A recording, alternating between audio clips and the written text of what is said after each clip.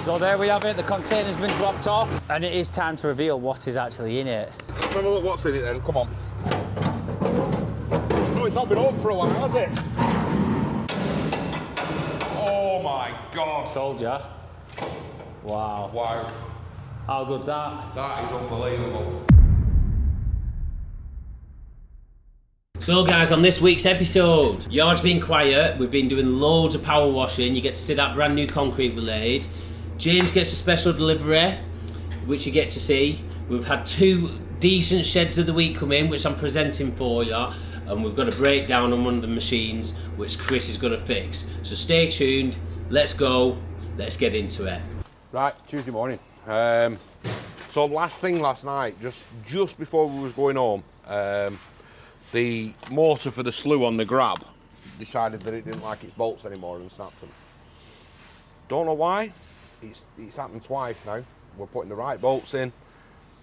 They're going in nice and tight. They're getting checked regular, and they keep snapping. So if anybody's got any suggestions as to why they keep snapping, it'd be appreciated, and then we can stop it happening. But yeah, so today I'm going to have to take this motor out, and then I'm going to have to extract the broken bolts, get some new ones in, and then we're back up and running. I don't know how long it's going to take me, but it's going to be quite hard to get some footage of this, but we'll see what we can do. Oh, the key's in there, yeah. So there we have the Woodruff key. Thank God for that. If I'd have lost that, then I'd have been fuming. So that's that. Out the way for now. So yeah, the 2 bolts either side there have decided to snap. That's not a bolt off this, but yeah. Yeah, they've snapped. They had proper spring washers on them and everything. Still decided they didn't want to stay in, so. Yeah, I don't know how I'm going to get these out of here, because you can't get a drill in because of this plate. I'd have to take these 2 pipes off as well. Have we done it last time? Because they didn't break. Where's like the bolt? that. Where's the bolt? What's that? That's one of them, yeah. I mean, that's not a high tensile steel bolt, that. It's a subframe bolt, isn't it? I might get this one. What I'm going to need for these, I think, is some long left-handed drill bits. Are they turning? No. What about trying to weld? What? To what? Are they tight? They're that far in. Yeah, but are they tight? Yeah. Just tap it with the rod and spin it. I don't think you get them clean enough to even do that. Yeah, definitely going to need left-handed drill bits, because if I put a right-handed drill bit on and it winds it in, it's then going to fall inside all this gearbox. So they're on planet gears inside, and what I don't want is a bolt going right through into them planet gears, because we'll be taking top off otherwise. I don't want that. So I'm going to have to go and get some left-handed drill bits. Right, yeah, the holes are knackers. They've definitely come loose, and that's what's caused it. It's elongated the holes. So I'm going to end up having to drill these and helicoil them. Might look like nothing's happening here, but it is actually moving it outwards, so not very fast, but it is moving it.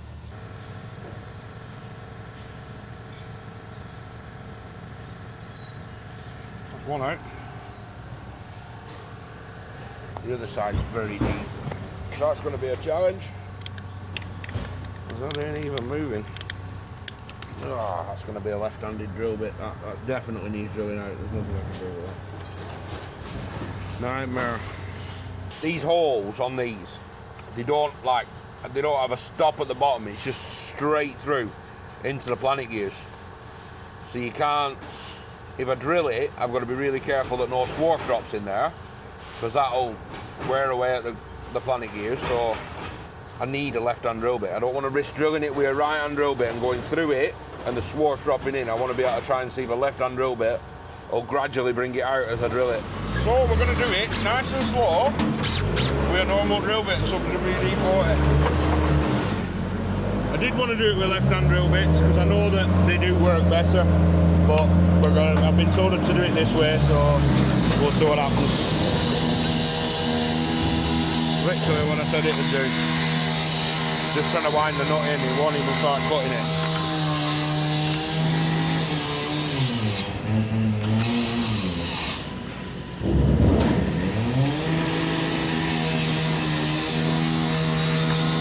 That ain't gonna work.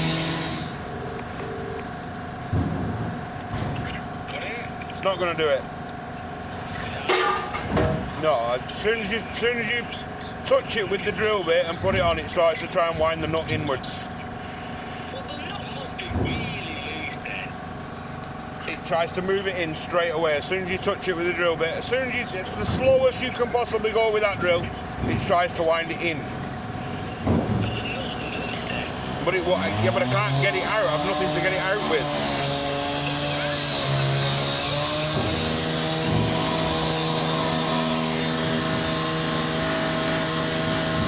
What? Just weld a rod to the top of it and try and wind it out? Right, I'll try that. So we're going back to my original plan. I'm going to go and get some left-hand drill bits because there's no way I'm going to get that out trying to drill down it with a right-hand drill bit. And I really don't want to weld a welding rod to the top of it and try and unscrew it because it'll just damage all the threads next to it and everything else, and it'll just cause more problems.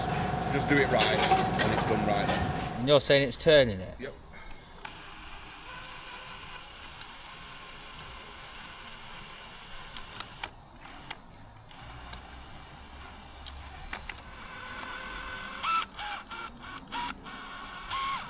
When it started to cut before, it started to wind it in.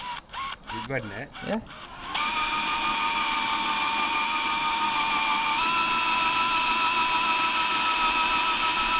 I don't understand what was so hard about that. Literally.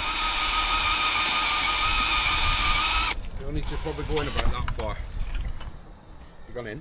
Yeah, I've done it, but I don't get it, that was easy. It would not do that before. I have had the welder on it though, so. Yeah, but I've just drilled it, it's not even been drilled yet. No, because it was literally trying to wind it in. It's literally gone in half the depth that it was before. Is it bringing it out? If I hit it, it'll go, I think. Right, pass that ratchet. It's gone in.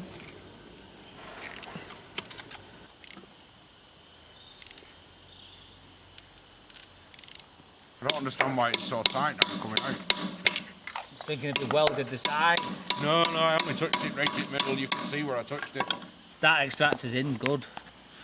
Yeah. That's turning. Right. It's ready to go, that. Right, so Chris is about to extract the stud from the rotator. It was struggling a little bit this morning. Maybe I got lucky, I don't know, but I managed to get the drill to bind. And we've drilled the sensor, so it's going to be extracting it now. That's good, because that's back in action, which is a good do. Also, I want to do a shout out to the biggest messer I actually know. Yeah, he's that much of a messer. Yeah, I've even got him saved in my phone book as, there's his name, Mickey Messa. Mickey Mess, yeah, and he's been given that name because he's a complete and utter messer. I'll tell you a story about Mickey Messer. I had a part on eBay listed at 120 quid. He comes down, oh mates, yeah, I don't mind, I'll help anyone out, do you know what I mean? He offered me a £5. And I sold it him for a £5. That's how tight he is. And when I'd done the deal, he said, I'll pick it up tomorrow. I didn't even get my £5. Complete messer. But he has redeemed himself a little bit. Because he's got me a 20-foot container from his work. But that's due to get dropped off any minute, well, in the next hour, so we'll show you that. I think we've got MK Transport delivering it from Blackburn, so shout out to them. If anyone does want any IAB lifts or any heavy haulage movement things, whatever. So yeah, we'll show you that. So basically, I was going to go and get left-hand drill bits, and I set off, and the guy from the company who had rang me up and said, look, I'm really sorry. He said, I've just gone into the back to get them out ready for when you get here. He said, and we seem to have already sold them, so they didn't have any. So Jimmy had a go drilling it with a normal drill bit, and give him his due. He actually got it bang on and managed to get a hole down the middle, and there it is. That's the culprit. So, yeah, big shout out to Jimmy. There we go. Who managed to drill it and got it out, yeah. So, yeah, mega. I did catch the edge with a weld right on the edge of it. Dad was gripped it, but it come out, so we're right. Got bolts. We're going to tighten them down now. Put a bit of Loctite on them, so hopefully these will wind in, and we should be good.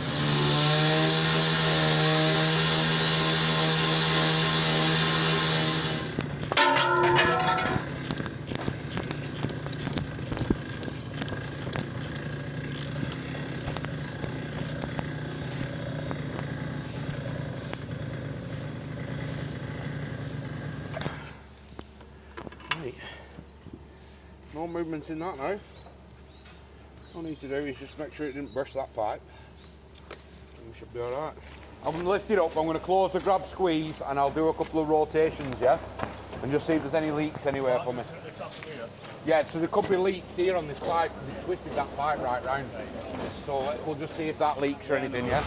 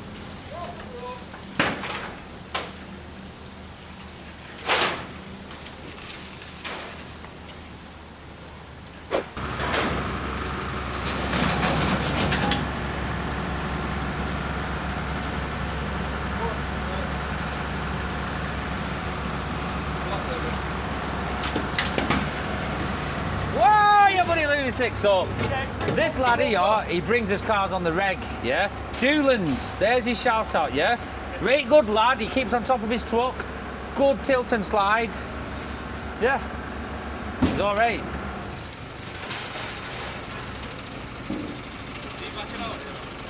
You squeeze through if you can. He'll be there for bloody another 5 minutes.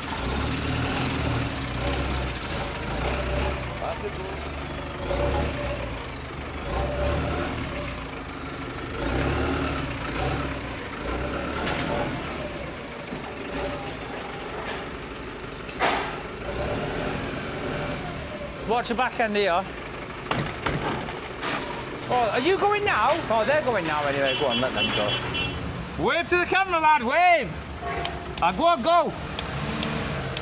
Listen, prove you, yeah. Great guys, they pick up the parcels, but Jesus, they are slow. Right, nice one! Yeah. So, guys. Shed of the week. Shed of the week. This week, of Shed of the Week, we've got this Range Rover Classic. I think it's a Range Rover Vogue Mark 1 Classic 3.5 V8 petrol. Let's go through a couple of things first. Engine, Rover V8, aluminium block, I'm guessing. 3.5 litre, V8, naturally aspirated. It's got carburettors, 155 brake. Bloody hell, that's quite a lot, is that? Torque, 270 Newton meters. 4-speed, it's an automatic, so it's the 3-speed automatic, 4-wheel drive, permanent, high-low range with lockable centre differential, 0 to 60, 13 seconds. For a big thing like that, I don't think it's actually too bad. Top speed 100 miles an hour, I wouldn't like to do 100 miles an hour in that, I'll be honest. 12 to 15 miles per gallon. Wow, that's not that good. So guys, let's have a quick look around it. It's actually very, very solid, to be fair. I think these are aluminium panels. They're usually really oxidised on the edges and stuff. But this hasn't oxidised hardly anything, that's just paint. Very good, solid condition. If anyone needs any panels, you know where to go. Right, so let's have a look inside. We've got the nice wood trims on top. Definitely you can tell it's a very early one, very classic. I mean, I wouldn't mind one of these, it'll actually be all right, V8 petrol. But I was actually thinking, should I put it on the road myself, but I thought it's too much money and time at the moment, so I best not. But yeah, all the old early stalks, these remind me of like old Cortinas and MGBs and stuff. You've got the automatic transmission here, 3-speed, It's got the diff lock on it. So it's got all the stuff. I'd say, I think it's 1982. 1982 for that year. Bloody hell, it would have been a hell of a machine then. So yeah, it's a Minter. Let's have a look at the engine bay. Under there, the engine bay. So let's get that prop on there. Where does the prop go on these? Guessing just in there. Oh no, it's there. So, you've got the V8, 3.5 petrol on a distributor. So it'll be on distributor and points. Oh, where is the Dizzy? Oh, where is it? Someone's took the Dizzy cap off. But anyway, it'll be on Dizzy and points unless they put an electronic ignition on it. But anyway, does look nice and clean and tidy under there. It looks like it's really rusted, but it's very solid. But yeah, it's kept well. Bull bar on it. So yeah, it's a good thing. Shed number 2, another Range Rover. Don't know the year, I should have looked first. My bad. Put it in the comments if you know what it is, because obviously someone's turned it into one hell of a 4x4 off-roader with the winch on the front, all the suspension's been lifted up, so it's higher off the ground, so obviously clearance underneath. But yeah, the engine bay, you've got the 3.9, that's a V8, is that? V8 petrol again. So this will be the more later engine compared to that one. That was a 3.5. This is a 3.9. I'm not sure if... Well, it must be the Rover. I think they use the Rover engines in them. I'm not 100% clued up, but anyway. But yeah, looks quite clean, that engine. Mega off-road wheels. It's got the big, massive roll bar on it. Bloody hell, look at that. That's got some suspension on that. So on the back, obviously they've done a fantastic job of putting some nice, decent wheel arches on it. So, as you can imagine, if you were behind that, there'd be a lot of water flicking back. But yeah, it's a hell of a thing. I'm guessing that's the fuel tank on the back there. What a place to put it, especially in the light if someone's going to go into the back of your perfect. So yeah, it's a Minter. Let's have a look inside. Well, we can't look in that side because it's... let's have a look.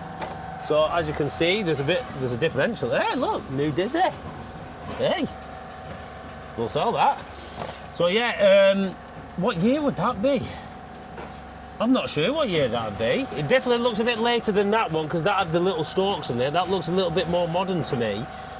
But yeah, it's someone spent a lot of money on this, I'll be honest. They spent a lot of money. So yeah, Shed of the Week number 2. I don't know much about it, so there's not really much more I can say. So let us know if you know what Range Rover it is. I'd be actually interested to know myself. So yeah, get it in the comments.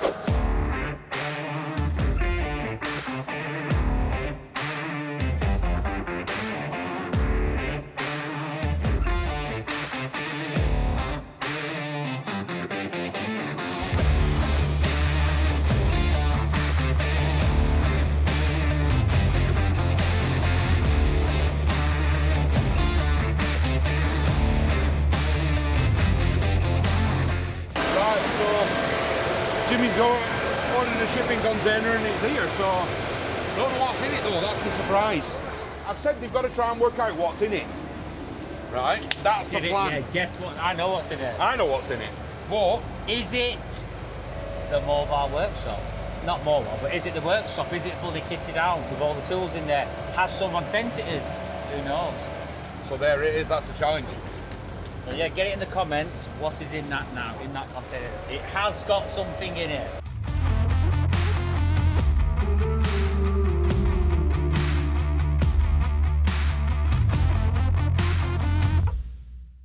So there we have it, the container's been dropped off.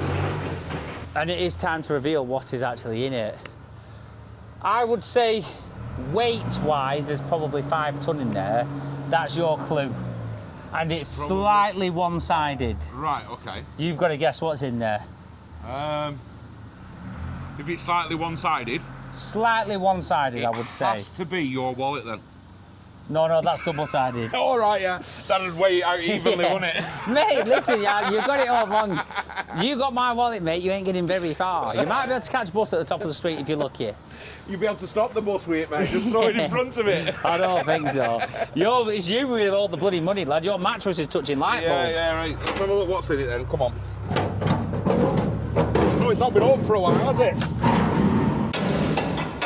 Oh my God. Sold ya. Wow. Wow. How good's that? That is unbelievable. It's got power. That is not what I expected. So we bought a shipping container that were washed up on the beach at Morecambe. I'll tell you what. And this is what we ended up with. We've got a plug. Yeah, we have, yeah. We can get a metric to this one. That'll come in 3-phase 5-pinner there. Yeah. So, there you have it. I was under the impression that it had a lot of stuff in it. That's what Mickey Messa said. Yeah. So there we go. Again, the guy's a complete and utter messer. Yeah. He told me, he said, look, I've got this container, there's a load of stuff left in it. I've just left it in there, I've not said that. He said there's boards, there's racking. He said there's a lathe in there. There's a load of tools. Can you see them anywhere? Because I can't. So yeah, I want everyone to do me a huge favour. And this is, I mean this. Get it in the comments right now, yeah? Mickey Messa. And I'm even going to put a picture of Mickey Messa on the screen just to show you how much of a messer he is.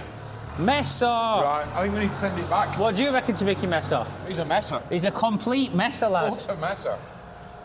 So yeah, nice one. And I mean, I did believe it was a workshop. I genuinely thought that. So now we're going to have to make it a workshop, aren't we? No, we're going to have to rip the roof off and use it as a bay. No, we're going to have to make it a workshop. The roof will be off that in less than 10 minutes. No, we can't. Like a tin can, like a bean can. We need it. Listen, I'm not faffing about, yeah? Roof's coming off. It's a new bay. All he's done for the last 3 years is say, I want a workshop, I want a container for a workshop. We get one, and he attacks it with his machine, rips the roof off it, fills it full of turd, and then we haven't got a workshop again. So, when are we going to get a workshop? When someone sends us one. So if somebody's got one No, out there because you that have to wants insulate it all. We haven't got time. means. Get it in the bin, lad. You don't have to insulate it. Yes, we do. You don't. Right. No, we're not doing it. But we haven't got space for it. So what's it here for then if we haven't got space for it? To store alley crash bars in. But we haven't got space for it. Yeah, we have alley crash bars, we do. All right. So we've got no space. No, it needs to go where the baler is. Ah, my finger! Right, let's go. See you in a bit. Right, so I'm currently trapped inside this container. And it's not bad in here. The only thing is, it's very echoey. But I think he's crying. I think he's scared at dark. I can hear him whimpering. You chop my finger off. You could hear him whimpering then, couldn't you? No, I was saying how echo.